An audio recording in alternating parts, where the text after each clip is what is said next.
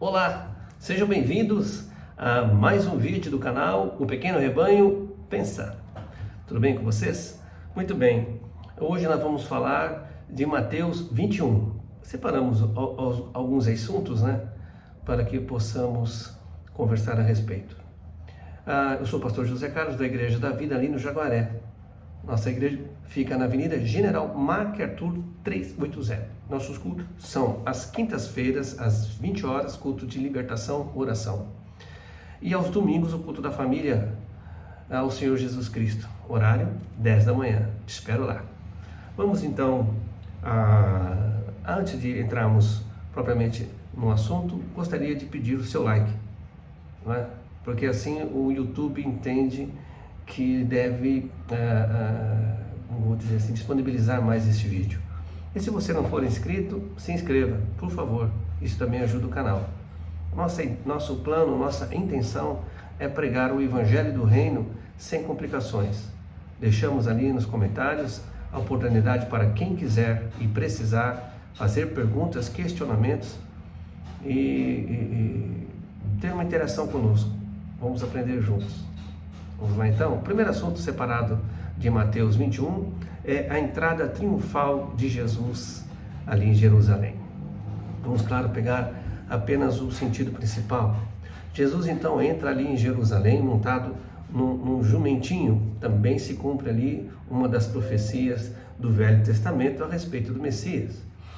E Jesus então está entrando, imagina a cena, Jesus entrando ali em Jerusalém e todos os religiosos, as autoridades religiosas estão no templo clamando pela vinda do Messias. A religiosidade faz isso, impede de que a pessoa enxergue Jesus Cristo. Jesus passando na porta, o povo ali gritando Hosana e os religiosos saindo à porta pedindo silêncio porque eles estavam clamando pela vinda do Messias. Uma coisa triste para eles, Nós vamos ver mais a respeito do que Jesus falou para eles daqui a pouquinho. Tá bom? Se você tem dúvidas ainda sobre este assunto, a entrada de Jesus em Jerusalém, deixa aí nos comentários. O segundo assunto é: Jesus expulsa os cambistas e os vendedores do templo. Jesus mostra com isso o desejo que ele tem de purificar o templo. O templo aqui, na realidade, não é a morada de Deus. A morada de Deus é a igreja, cada um de nós que entregou a vida para Jesus, aceitando o sacrifício dele por nós, entregando a vida a ele, recebendo como Senhor, ele como Senhor e Salvador único e suficiente. Nós passamos então a pertencer à igreja de Cristo, não a igreja visível, de placa, essas coisas todas, mas a igreja invisível, a igreja formada pelos filhos de Deus. Filhos de Deus não significa que somos melhores que ninguém, mas quando nós entregamos a vida para Jesus, nós somos, o Senhor Jesus diz que o sangue dele nos comprou para sermos filhos de Deus. Tá bom? Então, Jesus ali então vê os cambistas trocando o dinheiro romano, porque o dinheiro romano não poderia entrar no templo, porque o dinheiro romano trazia ali as figuras de deuses, do imperador como Deus, etc. Então eles trocavam, só que nessa operação de troca os cambistas lesavam o povo.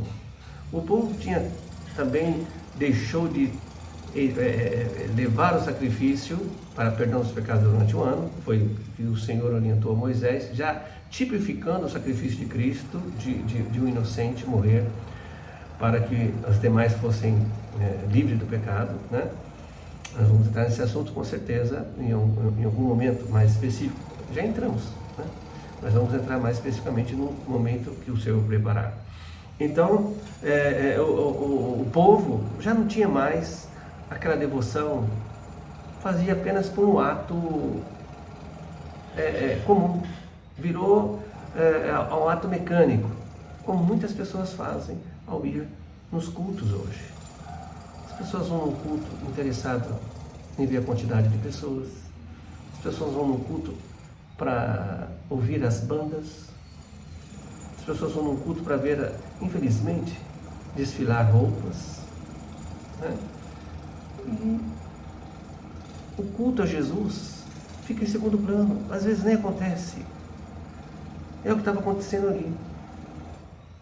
Como é que o animal teria que ser levado ao templo a sacrifício? Tem que ser um animal escolhido, um animal preparado, sem defeito. E eles então, Maria achava melhor ir lá, não levava nada, não tinha que carregar peso, comprava qualquer animal, aí ele levava para o sacerdote. Jesus então, quando ele toma essa atitude de derrubar as mesas, de expulsar os campistas, ele está mostrando que a verdadeira adoração tem que começar no nosso coração, não é externo, não pode ser de externo para dentro, é de dentro para fora. Se você não ama Deus, se você não quer realmente honrar a Deus, o teu sacrifício não tem valor. Foi isso que Jesus mostrou ali com essa atitude, tá bom? Dúvidas? Deixa no comentário. O terceiro assunto é se tiveres fé. Jesus estava com os discípulos e Jesus então fez secar ali a figueira. E os discípulos ficaram impressionados. Como pode uma coisa dessa? Claro que o ênfase aqui, o ponto principal não é a figueira ter secado, mas é o que Jesus fala. Se você tiver fé e não duvidar, entendeu? Se você tiver fé e não duvidar, é uma somatória. Então tem pessoas que têm fé, mas duvida. Não recebe. Pode pedir. A pessoa lembra assim, ó. Está escrito lá, se eu tiver fé e pedir ao Pai em nome de Jesus, tudo eu vou receber. Mas esquece que se você tiver fé e não duvidar, peça o que quiser. Você pode pedir até para um monte se jogar no mar, que ele vai fazer isso. Mas você não pode duvidar. Beleza? Dúvidas, comentários, questionamentos, deixa nos comentários. Um quarto assunto é Jesus não responde aos fariseus. Os fariseus questionaram Jesus. Os fariseus aqui representam a religiosidade, que não leva ninguém a lugar nenhum, a não ser mantém as pessoas caminhando, felizes ou infelizes, freneticamente ou preguiçosamente, para o inferno. Né? Foi o que Jesus disse: vocês são cegos guiando cegos. Vocês vão para o inferno e não deixam eles se livrarem desse terrível destino. Né? Então eles perguntam para Jesus: com que autoridade o Senhor faz isso, essas coisas todas, né? Quem é o Senhor? Diga aí, vai, né? Interpelando Jesus.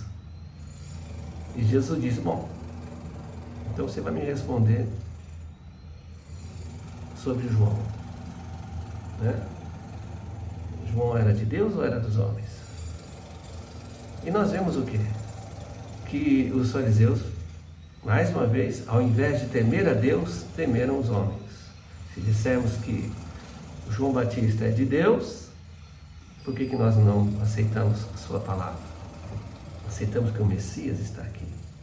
Se dissermos que é dos homens, eles vão ficar muito bravos com a gente, porque o povo acreditava que João Batista era o profeta. Então Jesus disse para ele: não vou te responder nada. Jesus disse que ele já sabia quem ia crer nele e quem não ia. Então eu não vou perder tempo de tentar te explicar novamente. Você já me ouviu pregar, você já viu os milagres que eu fiz, seu coração continua duro que nem pedra. Não vou responder nada. Então, muitas vezes nós perdemos tempo porque queremos convencer as pessoas e nós não temos poder para tal. O único que pode convencer, mudar o coração de pedra em coração de carne, é o próprio Deus, o Criador, Jesus Cristo, o Senhor Espírito Santo, o Pai Celestial. Então, nós não temos muito tempo a perder. Aliás, não temos tempo a perder. O dia do Senhor se aproxima. Foi essa o tema, um dos temas de ontem da pregação. Já está disponível aí no YouTube, Igreja da Vida Jaguaré.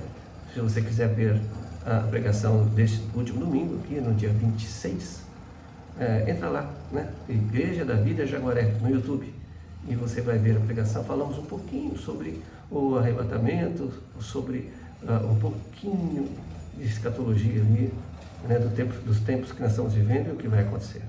tá bom? Se você ficou curioso, vai lá. O outro assunto é quem faz a vontade do Pai. Então Jesus conta uma parábola de um pai que chegou, sim, que tinha 2 filhos, chegou para o primeiro e disse: filho, eu preciso da sua ajuda lá na vinha. O primeiro filho, então, para agradar o pai, disse: pode deixar, pai, daqui a pouco eu estou lá.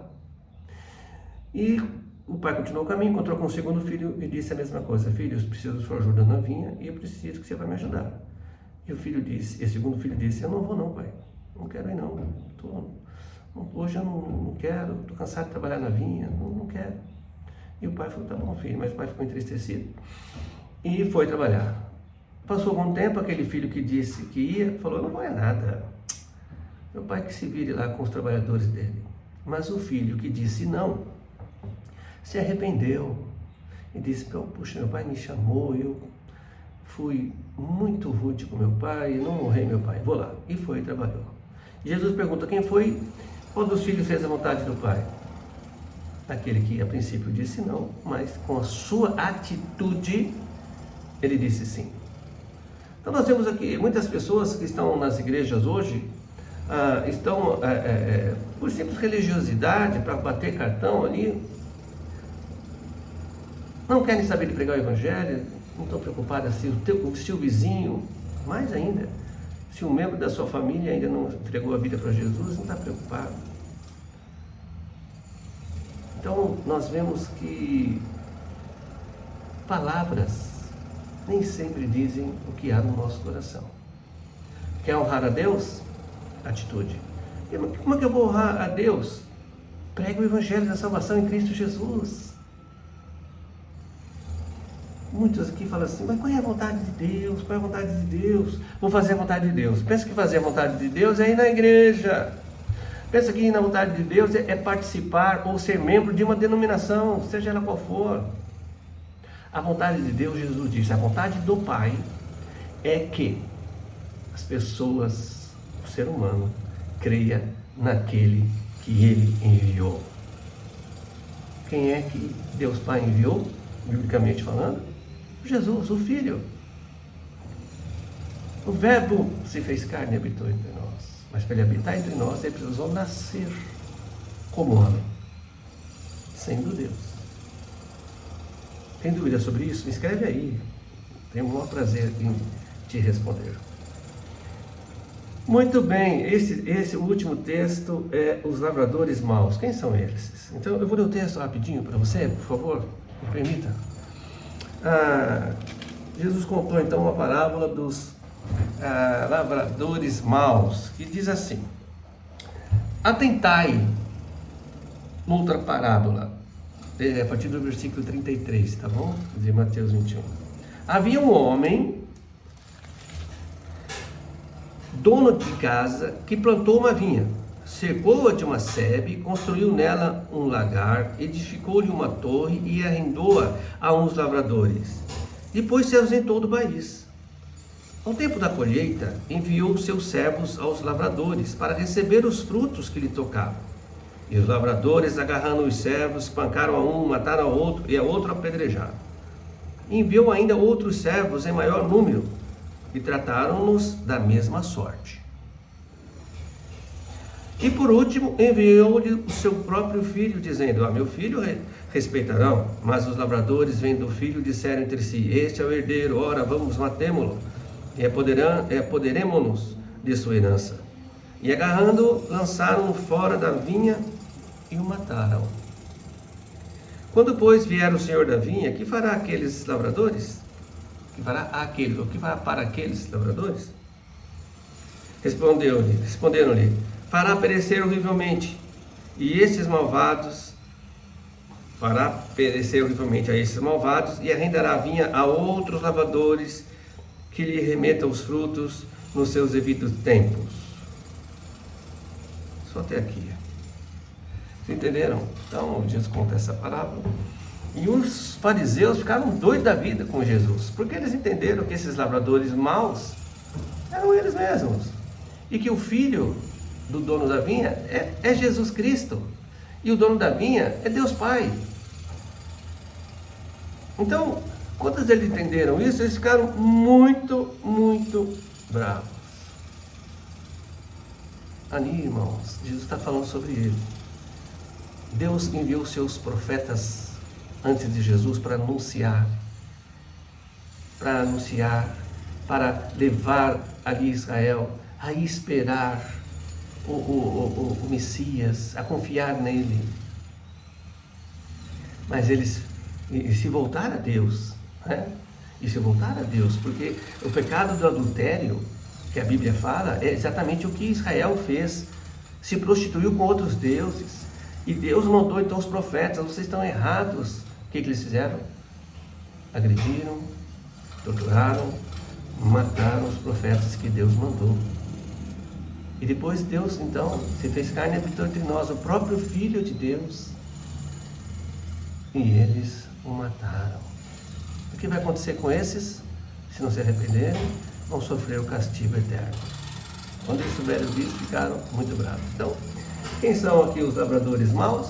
São todos aqueles que rejeitam a Jesus hoje. Não pode entrar no reino dos céus. Esse é o castigo.